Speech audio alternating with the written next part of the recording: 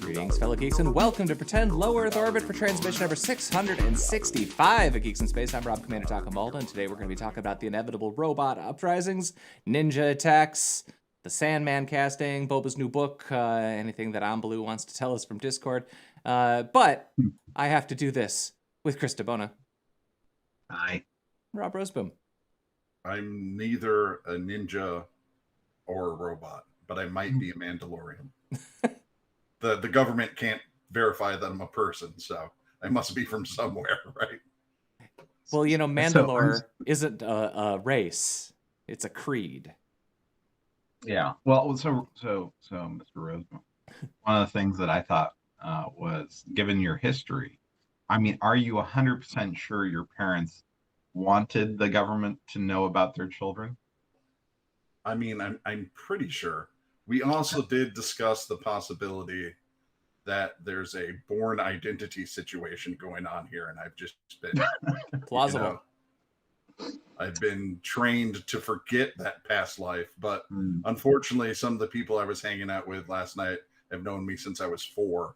So, I had to be a very young assassin. Well, maybe it's like a born identity babies situation. That could be like Muppet Babies. Yep.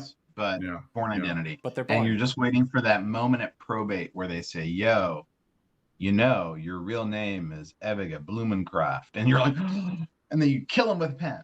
Whoa. Not a big fan of the first name, but Blumencraft is an awesome last name. I would take it any day of the week. Yeah. Yeah. Because, of course, it would date back to Belgians. I don't know. Oh, yeah. It would show that I came from a long line of alchemists. Probably, right? That checks out. Yeah. Blumencraft. I bet you that's like, because, last names are professions, right? Right. DeBona is ferryman, across the ferry, not, floating around and talking to Peter Pan. So Blumencraft would be like blooming, like it would be blooming, like Lightcraft or alchemist. Like a flower maker. Or wait. Or Lightbringer, which is an old name for Satan. So maybe, saying. It's just a florist. You could be. It would be strange if through this whole process how I learned I'm the beast of the apocalypse. I mean, we all come across our calling in different ways. Sure. Yeah. This is episode 665. Maybe we should save that reveal for one more episode. Yeah, that's when your identity will break, Blumencraft. Yeah. Get ready for next Tuesday. There'll be a lot more horns. That works for me. All right, well, the South Park guys were rumored to be buying the Casa Bonita, and they have done so. Casa Bonita? I think but that is fantastic. Mom, I want more nachos. So should we plan a road trip there next summer? A meetup? I don't know. It's like in Denver or something? Where is it? Colorado. Yeah. We could drive there. We could have a meetup for all the Geeks in Space audience. Like, plan it all up. Yay! Get a booth. That would be great. So Scarlett Johansson and Disney have apparently settled their differences to the tune of $40 million over the non-release of Black Widow. That seems like a reasonable compromise. How much did Shang-Chi end up making so far? Do you have an idea? It's now number 1, I think, on the domestic box office, but it has no international it doesn't have a China release date, which is, that's half of like why Fast and the Furious and like those guys like make so much more money as the Chinese market. No, I'm like comparing it against like Ant-Man and the Wasp, that kind of. It's very low in the grand scheme of things, but if you compare it to origin movies that are not Captain Marvel or Black Panther, which both did, they both had like billion-dollar markets because they were Chinese releases. They're doing just fine, and also not released during a pandemic. Yeah, well, yeah, no, that's what I was trying to do. I was trying to figure out origin movie, not in China, Marvel, not in the pandemic, theaters only, because I think that's only Shang-Chi, post-pandemic, Ant-Man, and then you can compare that against the Black Widow takings Yep. and come up with a settlement number. And I wonder if that's what they ended up doing. Well, let's take a look here. Because it was 700 million for Ant-Man, right? So figure what was the cut of Scott Lang? So Ant-Man had a total of 180 domestic. So it has now beaten Ant-Man domestically. Wow. But I mean, as we are probably well aware now, inflation isn't real. Ticket prices haven't gone up. I don't know if that's... I can't tell if you're being sarcastic. I don't even know anymore. All right. Well, let's keep going. So Sandman Casting. Her, I think, $40 million. Yay. She can, buy a thing. So good. Yeah. I mean, it's just like, I don't know. It's a weird thing, right? I mean, this isn't something that you plan for. This is the Black Swan kind of scenarios, it sucks. But, also I have a hard time caring whether somebody gets 20 or $40 million. 60. Yeah. But also I have a hard time like, well, why should Disney get that money? I mean, what are they going to do with it? I mean, they're just, they're just gonna build some park ride with teacups. Maybe make another movie. Yeah. Sandman has announced casting, so we already had Gwendolyn Christie as Lucifer. Yeah. Which is hilarious in my mind. I think that's great. And then you had that guy who looks exactly like Death as Death. And then they had some brave casting, which upset some nerds, I guess, and the rest of us were like, sounds good, whatever. Well, I haven't seen this actress in anything. Because for me anyway, Death is all about that attitude. And like I don't know this actress, so I don't like because Kat Dennings does the voice in the Audible. And I think she does a pretty good job. She's got that cheerful thing. But she couldn't be. She doesn't have the vision. Oh no, she can't pull it off. I mean, I don't. Death's got to be in her 20s. Just to like, she's a kid. I mean, she's a young adult, I guess. Yeah. But I'd like to see this actress in anything to see if she has whatever we need to make that work. No, like casting a black person was an interesting choice, but apparently her audition was just like off the charts. So I'm really looking forward to that. And then Desire, I gotta tell you, it's like one of my favorite characters from the comic was Desire, and the way that Mike Dringenberg and what's his name drew her. I gotta tell you, this person is like spot on, because I remember this part where she's doing like this in the comic, and it's like, yeah, this is perfect. And everyone's like, oh, it's trans. And I'm like, actually, it's kind of perfect. Yeah, whatever. Because desire is supposed to be desirable to all, right? It's supposed to be representative of, love and desire and all these things. And it's independent of anything. If you want to fuck a tree, desire is going to make it happen for you. It's like, it's just, I think it's a great choice. For sure. Again, with all of these they've cast a bunch of unknowns. So yeah, they have. Like I'm waiting for the trailer. Give me. Can you deliver two lines of dialogue and make me think that you're who I had in my imagination? Okay, I don't know if you watched the trailer for the Spencer movie. This is Kristen, what's her name, as Diana Spencer. Oh yeah. Wasn't she good? I don't know yet, right? Because I think she's actually a pretty good actor, but for sure. The only thing she says is, you think that they all think they know you, and she goes, they don't, and it's like, yeah, she sounds like her, she kind of looks like her, but I'm like, this could go really bad or it could go really, really good. Well, I think about really Gillian Anderson playing Margaret Thatcher. That was so good. Like, it was stupid good. Yeah, I was like, oh, this is weird. There's like an uncanny valley. I know, Robert, you're probably super into The Crown. I did watch it a little bit because my wife was enamored with it. Me, I don't care too much. Well, let's see. We're scrolling up. Oh, yeah, the gal. Yeah. Oh. I don't know anything about Astro. All I'm saying is that I titled it Amazon Robot Uprising Phase 1. Yeah. Although I feel like this might actually be phase 2. I think phase 1 was getting the audio controls embedded within your house, and now they need mobility. Well, do you have an Alexa, or I thought you were Apple? I have. I do not actually have a single Alexa device in my house, but I have the other two in Apple various and Google. in various rooms for testing purposes and in some cases for using purposes. But neither of them are ready for prime time, in my opinion. And so I kind of need two because like one of them gets half of my things right, and the other gets the other half of my things right, and it's just the smart home is not. It's a little dumb. Really Well, dumb. What did you think, Rosemary? I'm gonna pour myself another ice tea. About this, about Astro. Yeah, about Astro. I haven't watched this at all. You haven't watched it? No. What is going on in our lives that you didn't watch it? Oh, right. Yeah. Everything. I from looking, I don't like its face. I'll tell you that right now. If I saw that thing looking at me, I'd kick it. I don't want that face looking at me. Right? So,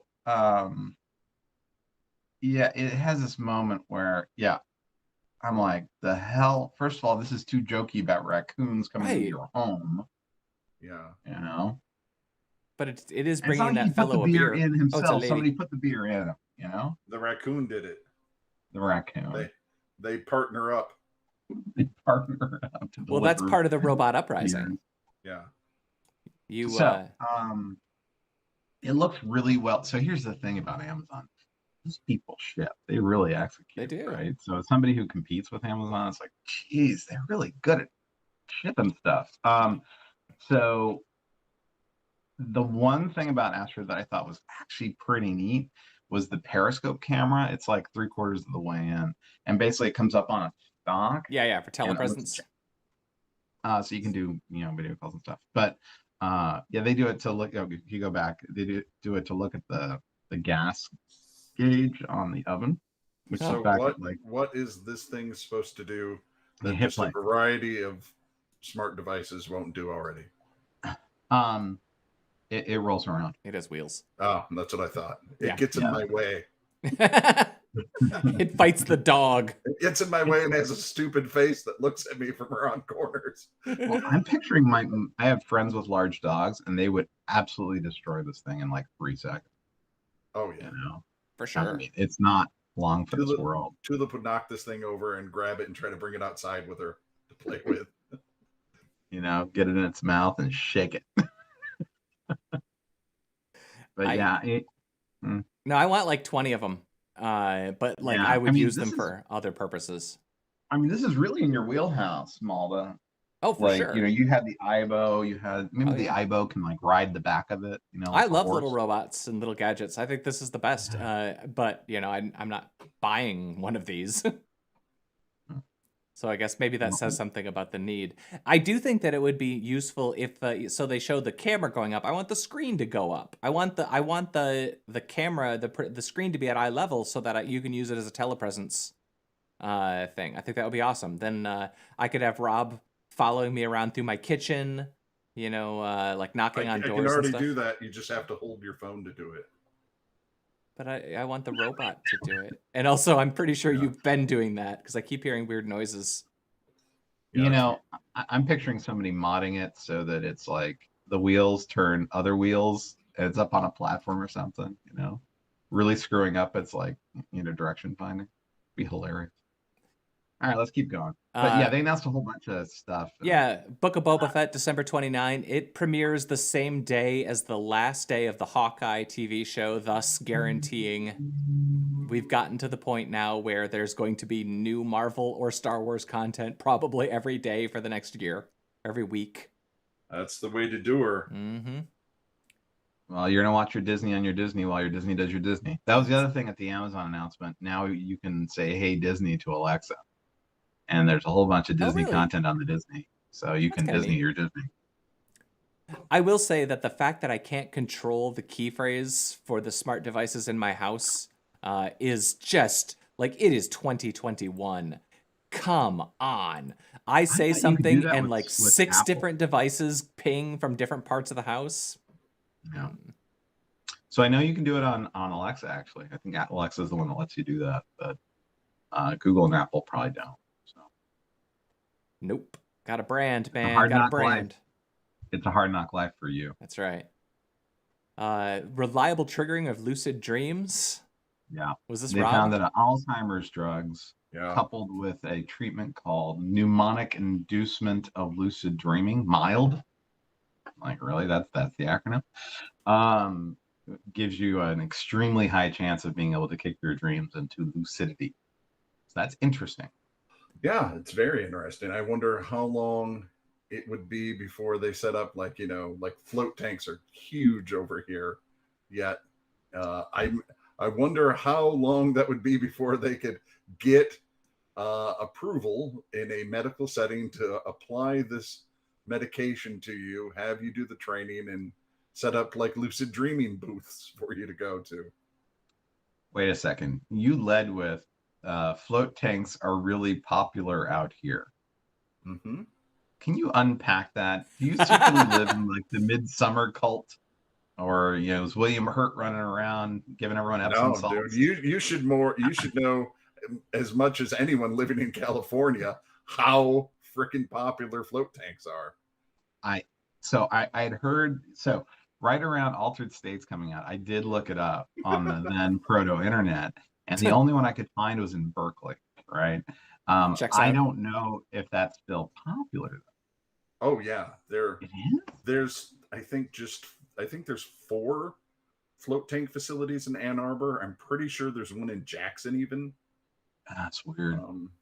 I figured all those people they've integrated them into spas now, so it's part of the treatment. You can go and have your you can sit in your Himalayan salt room where they blow the salt air over you to cleanse you. You can go sit in your float tank for a while. It's an exfoliating float tank with a brain cleanse with the anechoic chamber. I modified my old waterbed with a garden hose. It works. Yeah. Huh. That's Nope. That is a thing. I'll tell you, I'm scared of these things because somewhere along the line, I read an article about how people get stuck in lucid dreams and are trapped like a nightmare. And so whenever I read those stories about you can get yourself into a lucid dream state, I'm like, nope, no, thank you. Those are 2 different things, Rob.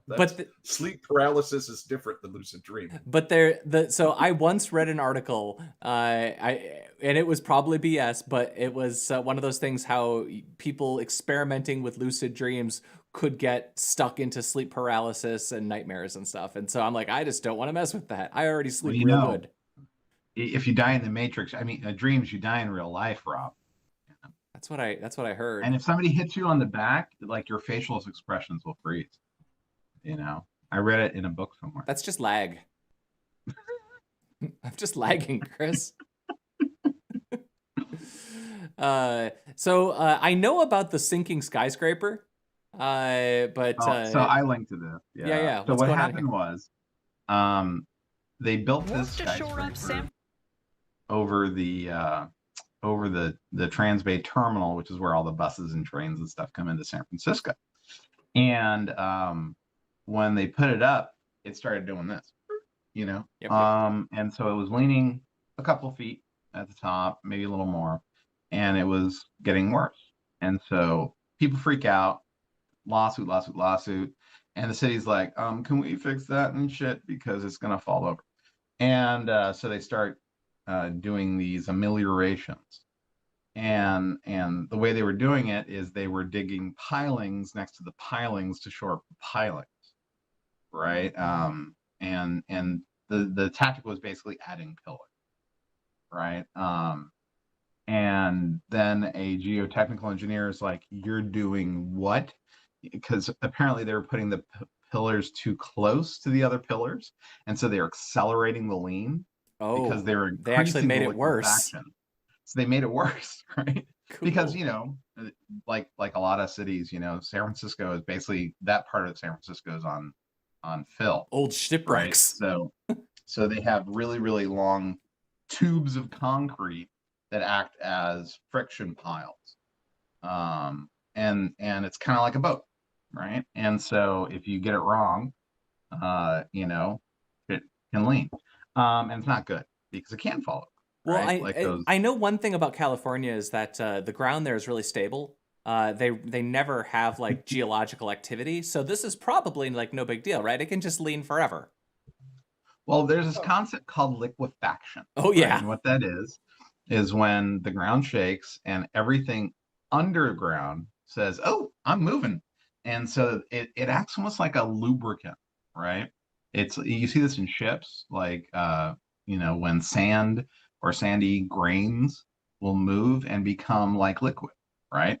And so your pilings kind of have to act like the keel of a boat and that's why they call that section of the parking garage the boat sometimes because it or the bathtub because it acts like a retention wall. There's a lot of force involved with that stuff too. That's why slack tanks in a boat are horrible. You want your tank to be either all the way filled up with water or all the way empty. Halfway in between causes you to flip. Yeah, it can break the keel of large boats too. I mean, it's serious shit, so yeah. So basically you have a tower and you've got and the geotechnical like lead of the city's like, you need to stop doing what you're doing. That's not working. Right? It's making things worse. So it's on indefinite hold and it's like, not indefinite. Something's gonna happen. I like thinking about how like, okay, we've all been involved in software projects where things go wrong.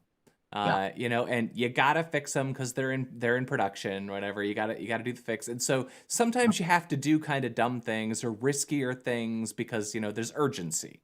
You've got live applications out there. I think about this, and this is the same situation.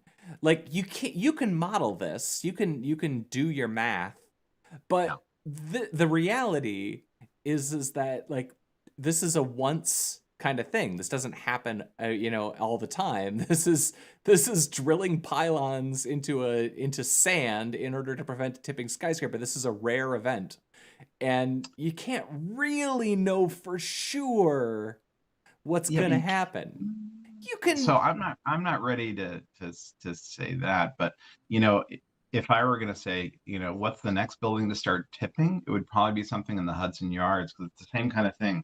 You've got a large collection of open spaces under a very tall skyscraper, and it's like, and if they made a miscalculation, I mean, that Hudson Yards vessel can start going, although not that's probably pretty light comparatively. But if it actually is doing that, it's going over. I don't know. I think the vessel is ugly as hell, so whatever. But they have that one building that kind of looks like Strong Bad.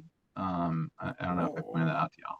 No, but seriously, if you look at Hudson Yards from a certain angle, it looks just like not Strong Bad, but his friend Homestar. Yeah, Homestar actually. Strong Sad. Not Strong Sad. Coach Z. Not Coach Z, but yeah, I think it's Homestar. Yeah. And because it has this huge balcony at the top that looks like his jutting lower lip. Anyway, if I were running the slides today, I would show you. But. Yeah, it turns out that if I open another tab, it doesn't show up. Well, you hit Control T, you open the other tab, then you hit send this tab. I'm not monkeying around with it on the live stream. Yeah. Don't try to fly before you. Things are gonna get worse, but I will scroll up so that we can discuss perhaps the most important musical of our generation. It's time for Back to the Future, the musical. So I watched the trailer. Yeah. I like plays. I saw the Queen play, Killer Queen, whatever. Oh yeah, I saw that. And I enjoyed it. I should point out, and I'd probably enjoy this, but I have to tell you, the trailer, to quote the kids of today, it kind of made me cringe. Oh, I could see that. Did you have a chance to watch it, Rosemoon? No. It's a musical. It's Rob's least favorite thing. It's my least favorite thing. If I didn't watch that robot, I ain't watching this. I actually listened to a pretty long interview with Alan Silvestri a while back, and he was talking about this because this has been in production for years and years and years. They've been trying to get this thing off the ground, and he composed a bunch of original music for it. But the thing is, the trailer is basically, here's the Back to the Future theme, which of course you've heard a billion times and and then here's a couple of Huey Lewis covers. So I'm curious what the rest of the musical is going to sound like. I would like to see that. But that said, I have listened to the Groundhog's Day the musical soundtrack, and I could see in your eyes, it's so fun. Yeah. So the Index musical, and I actually got the soundtrack on CD, is The Last Starfighter, the musical. Wait a minute. There's a song that's like, it's a Zandozan, it's a Zandozan. And yeah, it's not good.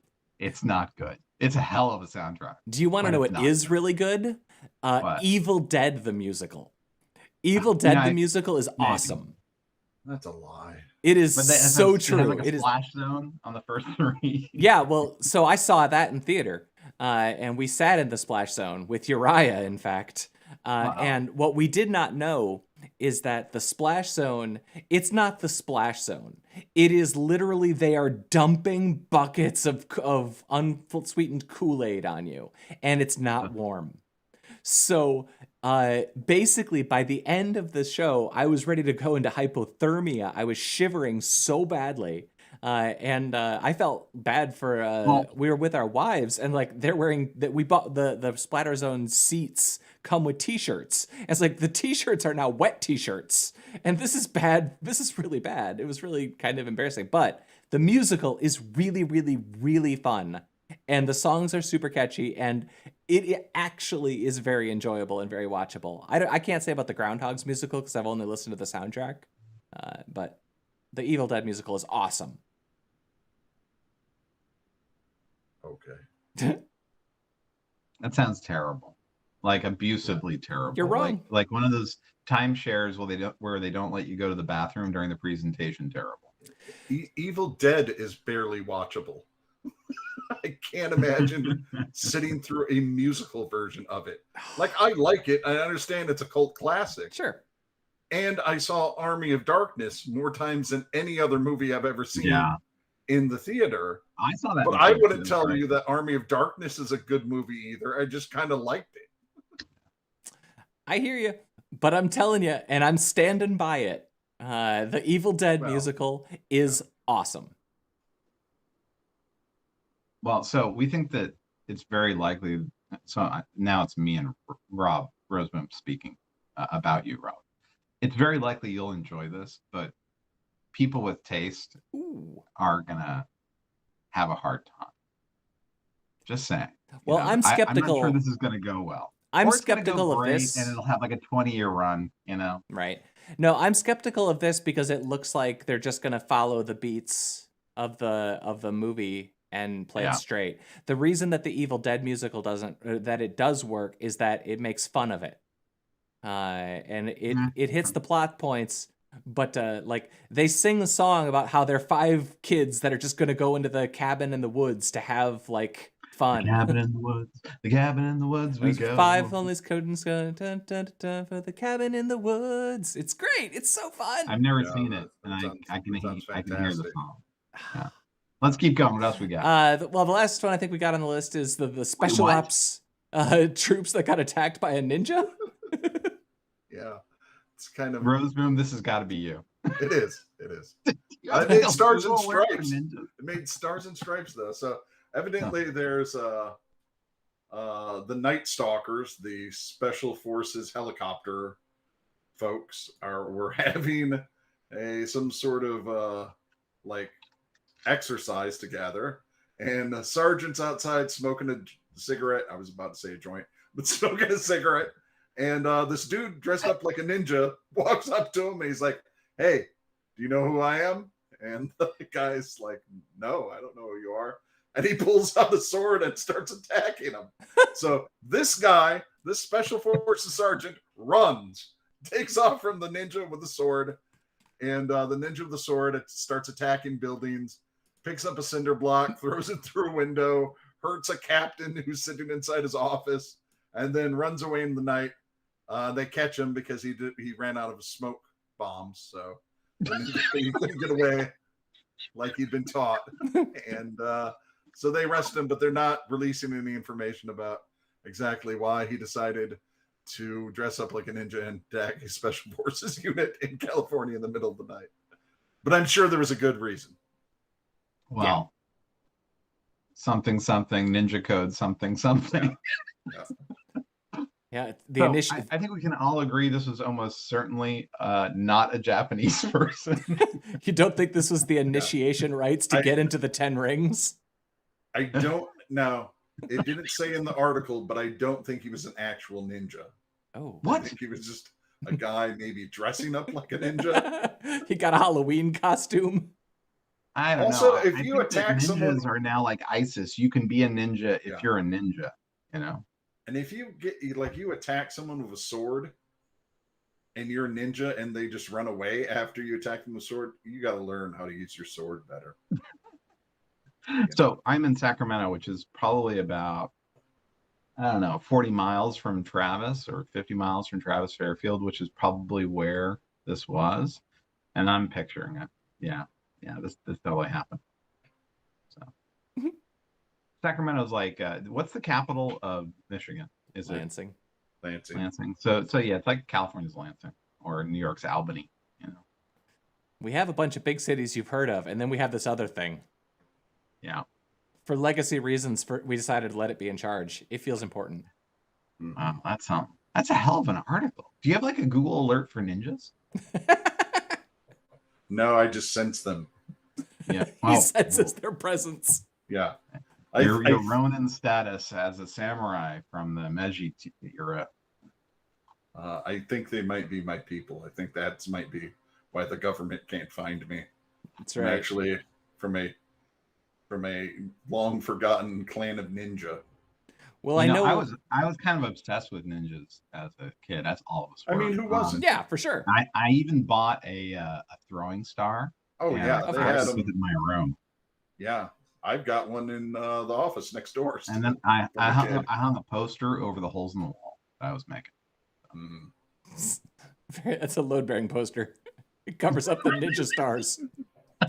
The one thing I'll say about Rob is that when he puts on a gi, you can't see him. He's invisible. It's like he's like an F-117A stealth fighter. He's completely invisible. Yeah, I become one with the shadows.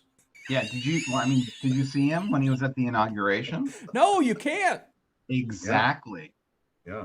I was standing in front of the podium the whole time. Yeah, the whole time. Yeah. What else we got? Anything else? Musical splaining. Yeah, actually, I keep meaning to listen to that podcast on Blue. I think that was the last one on the list. Mm. Shall we go about our incredibly busy days? I know you both I think Robert has a debriefing with a certain ninja, so I think that we should probably. It's hiding behind the monolith. All right, Todd, what the hell happened, buddy? you know, there's a checklist before you attack the Special Forces unit. And what's on your checklist? Smoke bombs. That's right. Smoke bombs. And did you have smoke bombs? No. I didn't have enough smoke bombs. I'm sorry, Master. All right. Well, goodbye, Rob Roseboom. Goodbye. Goodbye, Chris DeBona.